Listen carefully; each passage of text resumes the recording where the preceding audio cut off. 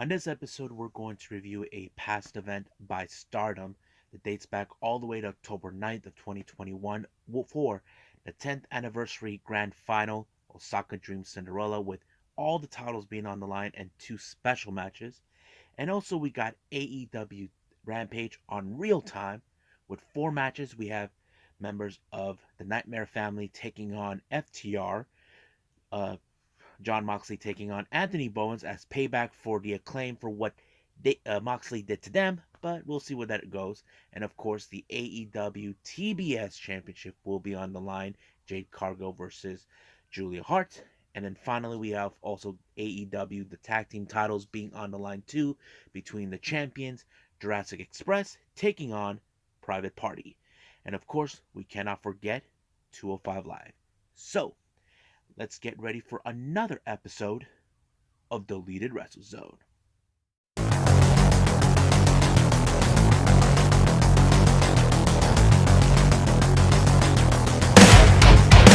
Are you ready? Get up, get up! Get up, get up! Get up, get up! Get up, get up! Get up, get up! Get up, get up!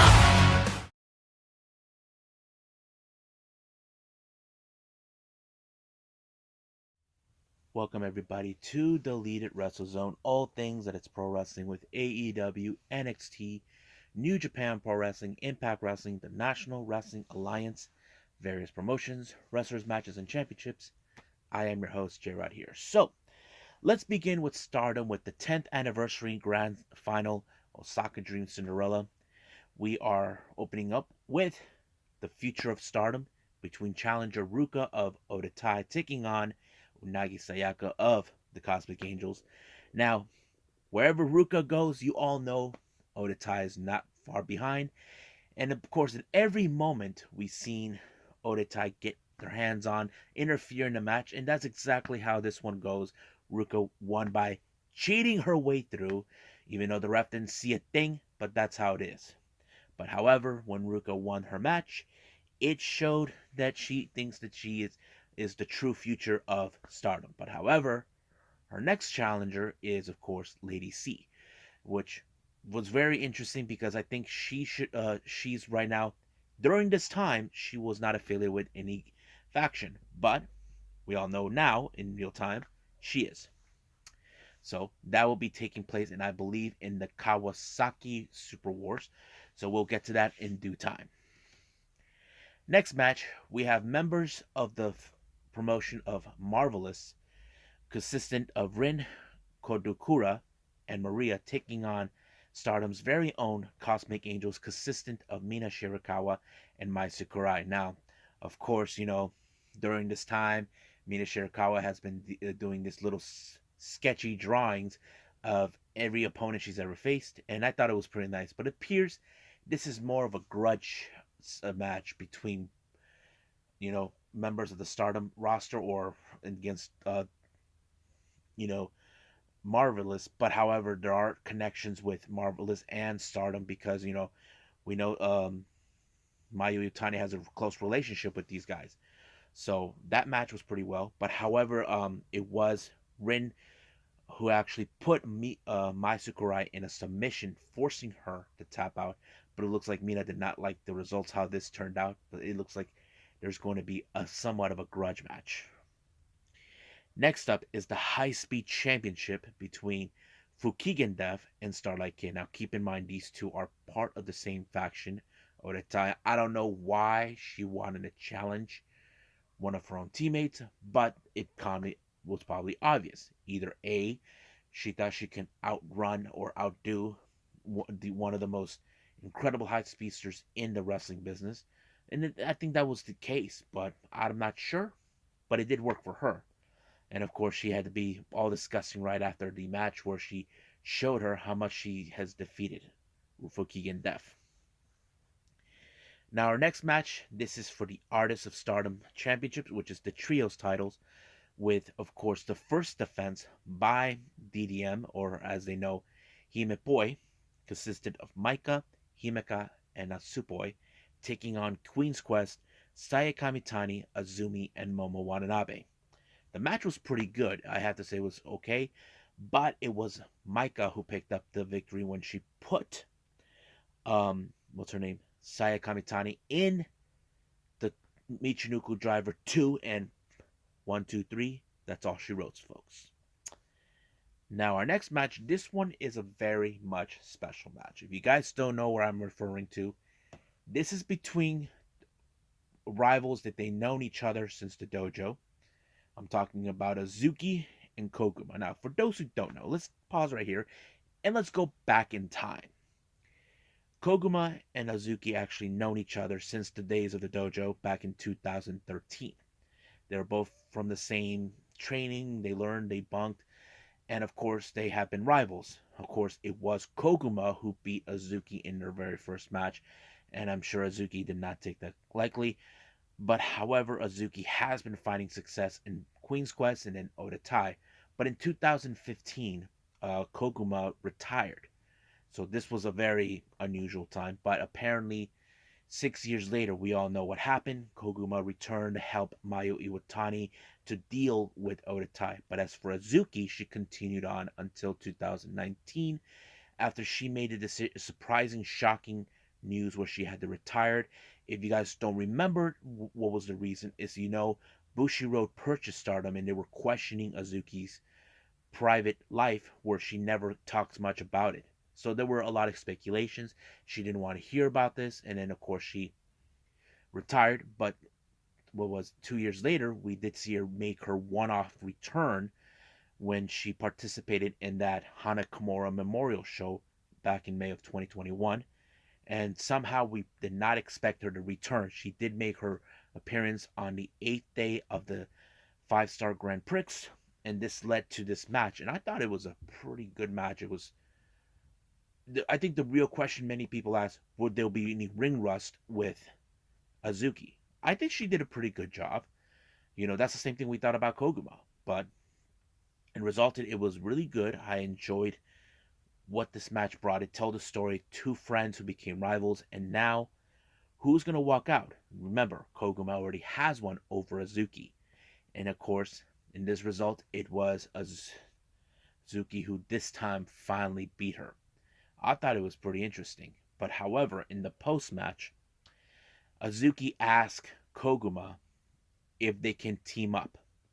Because right after this particular event, it was the start of the Goddesses Tag League, basically the tag team tournaments that we see all the time in Japan, and of course, Koguma accepted.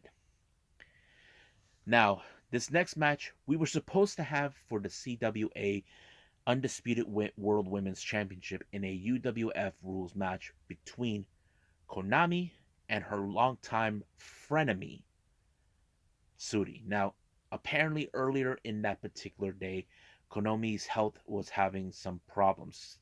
She was having with acute something. I'm not 100% sure how to pronounce it, but it was a bit serious and the match could not continue. But however, Konami's stablemate from Oda Tai, Saki Kashima, volunteered herself to challenge for the title, and it was a good match. It was okay, not what I wanted, but it was okay. I mean, I would have loved to see Konami, but it didn't go in that way.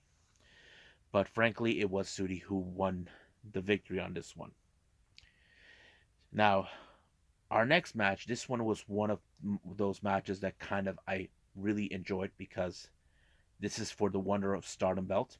This is between Mayu Iwatani and Tam Nakano, two leaders of two respective factions.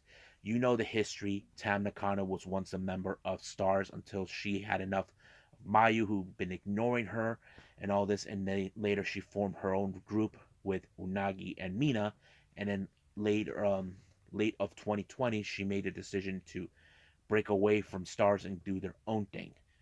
And now this led to, okay, the rivalry never stopped from there. So it was a brutal match. It was more like these two leaders of their own respective factions were on the verge of destroying each other. And I think that kind of tells us the story. Basically, Tam was mad at Mayu for ignoring her. And of course, Mayu felt pissed that this is the one person that betrayed her. She had people to betray her, but I always did say that Tam's betrayal is the much bigger one, the one that broke Tam Nakano's heart. I always say Kashima's, Ruka, Momo, their betrayal meant nothing. But Tam's betrayal, yes. But fortunately, this match ended in a time limit draw. So it was kind of weird that it ended that way. I mean, I would have liked to see Tam beat Mayu and surpass her. However, it didn't go that way. But this time, it kind of, Mayu warned her that she better hold on to that belt because she knows there'll be people coming left and right. And the person who issued the next challenge was none other than her own stablemate, Unagi Sayaka. Now, the reason this happened, this began more of an internal war between amongst the Cosmic Angels. Basically, ever since they recruited Waka and Mai, they kind of developed in that type of sense, and it was more, and more. Tam was paying attention to them, but Tam wasn't going to just ignore Unagi, with the challenge, but she went with it. It was took place in the Kawasaki Super Wars event, which I'll get to that soon enough. Now, our final match, the main event, we have, of course, the World of Stardom Championship, aka the Red Belt, with Marvelous top ace Takumi Iroha versus Utami Ashida. Now, but this was had another implication. The founder of Marvelous was right there. I forgot what her name is, and of course she was right there in ringside watching. And I thought it was a very touching moment to see her there. But this match was pretty good. I have to say it went out without a hitch. I think it showed two of the top women in their both respective promotion. But the real question is who walks out. But sadly, it was Utami who's won this match, allowing herself to retain the title, and of course found respect for Takumi, who is of course a really fantastic wrestler. However, just like any other match, when we see it end, who will challenge Utami? And the first person that comes out was Azuki. Now, keep in mind, Azuki was once a member of Queen's Quest. I don't know what was the deal, but Maika, on the other hand, shows up too. Now, I don't think she liked the idea of Azuki jumping the gun. Now, Maika has been pursuing this belt as well for quite some time. But however, the first time she was unsuccessful. But this time, Azuki was willing to step away. But however, Maika gave her the permission. You go first. I'll get next. But the one person that Utami wants to challenge, it was no secret. She has faced her before, and she is the winner of the 5-star Grand Prix tournament. I'm talking about Sooty. So basically, that kind of tells that out, but we'll see that. So that match with Azuki will take place at the Kawasaki Super Wars, which I'm excited to review for all of you when that day comes. But right now, I believe it's time for AEW Rampage.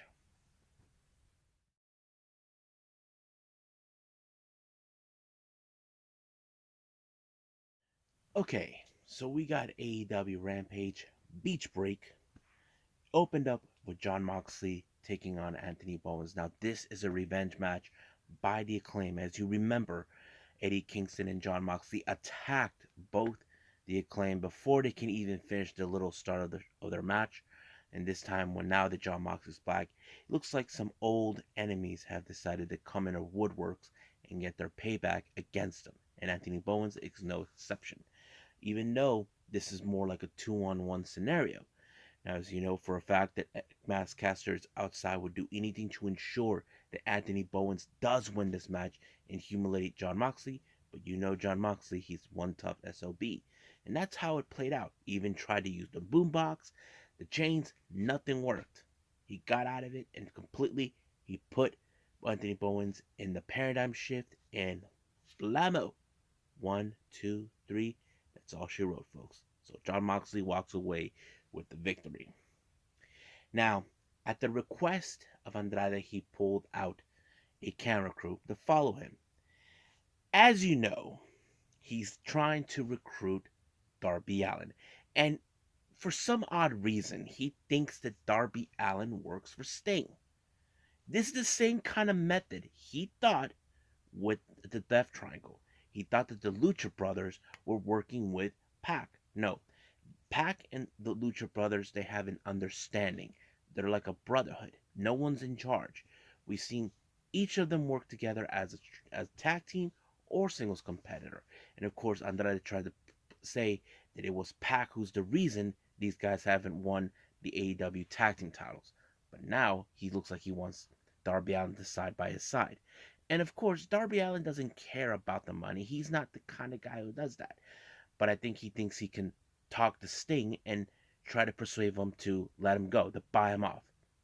I don't know what exactly the story is, the way they're building it. It's kind of interesting. But I can't wait to see where they're going to go with that. Now, our next match is tag team action. We have Lee Johnson and Brock Anderson, along with the enforcer Arn Anderson, taking on FTR, Dax Hardwood, and Cash Wheeler, along with Tully Blanchard. Now, this particular match, as you know, Dax Hardwood believes that he is a much better son for Arn Anderson. He believes that Brock is the weakest link, that he is nothing compared. Now, we've seen Brock time and time again. He is a spitting image of his dad.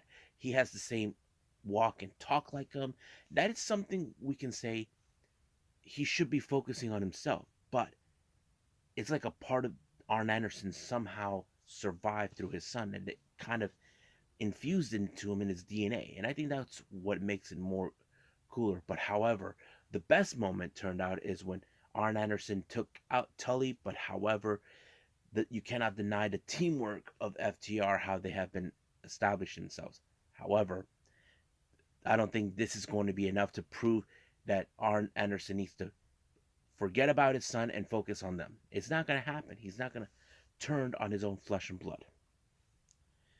Now, our next match is the TBS Open Challenge. Now, Jade Cargill chosen Julia Hart for the next match against Griff Garrison's wishes. She proceeded with this, even though she has an eye patch. Now, we can say she's not 100%. She's not the same cheery type of individual ever since she got missed by Malachi Black. But however, she stand no match, and this allowed for Jade Cargill to win 26-0. Now, sooner or later, she will lose that title, and she will be defeated one way or the other. We don't know when or where. Now, our main event is the AEW World Tag Team titles. We have is Private Party, along with The Blade and Matt Hardy, taking on the Jurassic Express, Luchasaurus, and Jungle Boy, along with Christian. Now, this is one of those matches that was pretty good, but I think there were certain things that we saw that changed the dynamic.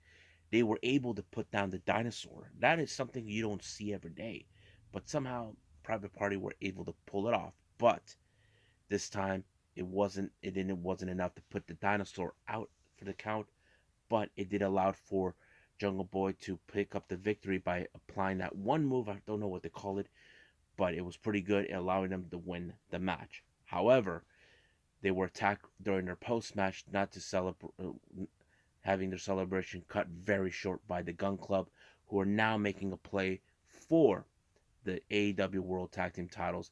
And as you know, last time Christian Cage was attacked by the Gun Club, and now it's time for them. So we may see the Gun Club get a title opportunity down the line. So we don't know what else is going to take place, but I'm excited to see what's going to be coming up. And of course, we cannot wait for this coming Wednesday.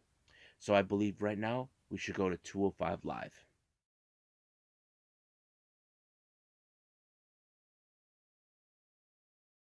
All right, 205 Live, we had some interesting matches that took place. New stars building up. First match, we have Josh Briggs being accompanied by Brooks Jensen taking on Damon Kemp, as Damon Kemp seems like a very fantastic wrestler, more of the amateur wrestling background. But however, this is something that really was brought upon by the commentators, where Josh Briggs has recently been more into the tag team division. But how much ring rust does he have as a singles competitor? And I think that plays out in a good factor, because we've seen many tag teams form when they're started out as singles competitors. But it's very hard. But you have those teams that were together from day one when they started, and I don't know exactly if that was the case. But Josh Briggs was able to pick up the victory and allow himself to win the match. Now, speaking of tag teams, our next match, we have Amari Miller teaming up with Lash Legend. Now, however, this was an unlikely type of tag team that we expect because, as you know, these two girls have faced off before in the past. Lash Legend beat her, but this time you look at Lash Legend, she is not a team player. So that's always been the case. But you look at their opponents, the South American connection, or the Latin connection, however you want to call it, Ulissa Leon and Valentina Feroz, they have been cohesive from day one. And I think that kind of tells us, okay, who had the much better advantage. I, to me, felt Ulissa Leon and Valentina Feroz were the much suitable winner of the team because there is still mixed communication between both Lash Legend and Amari Miller. So that's how it is. But it was Amari Miller that screwed the pooch on this one, allowing for the South American connection to pick up the victory. Now, our main event, Joe Gacy along with Nut Job Harlan taking on Draco and Anthony. Now, you can say this match will probably fall in favor of Joe Gacy. You are right, and that's how it always plays. We know Joe Gacy's demented, he's out of his mind, but I think that's what makes him a fantastic wrestler and a character we can actually follow. So I don't know what else they're gonna do with him, but I can't wait to see. But right now, I believe right now we should call it with some news updates for all of you.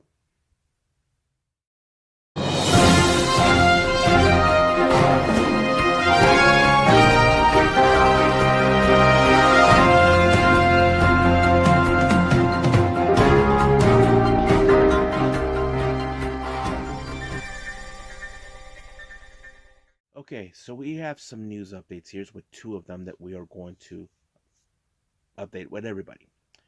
Well, for all of you guys here in the US who are big fans of Tokyo Joshi Pro, especially in the Oregon region, or should I say the state of Oregon region, you may have heard or not that two of the most popular wrestlers from Tokyo Joshi Pro are coming to the US for prestige wrestling, and that is, of course, the current International Princess Champion, Maki Ito, the cutest in the world, along with the Princess of Princess Champion, Mayu Yamashita, and they will be on Prestige Wrestling in May of between the on the 28th and the 29th. So they will be there for a 2-day event.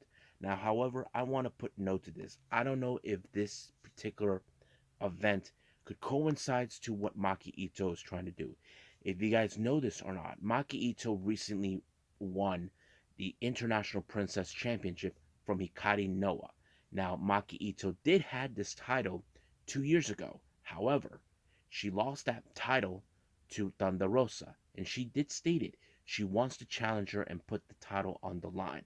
So that is something we don't know yet. If they're going to be here in the US, it wouldn't be a no-brainer for Tony Khan to book these two women to make an appearance in AEW. And that's what I feel Tony Khan should do, because I know many fans want to see Maki Ito again. They will love to see Miyu Yamashita. So I love these two girls, what they can do. So hopefully, if that's the case, I'm down with it. Now, recently, you guys may have heard from Stardom. We were expecting the event on the 29th, the Nagoya something, whatever they call it. It was announced that Tam Nakano, Miya Sakura, and Waka Tsukiyama will not be participating on the latest event due to poor health conditions.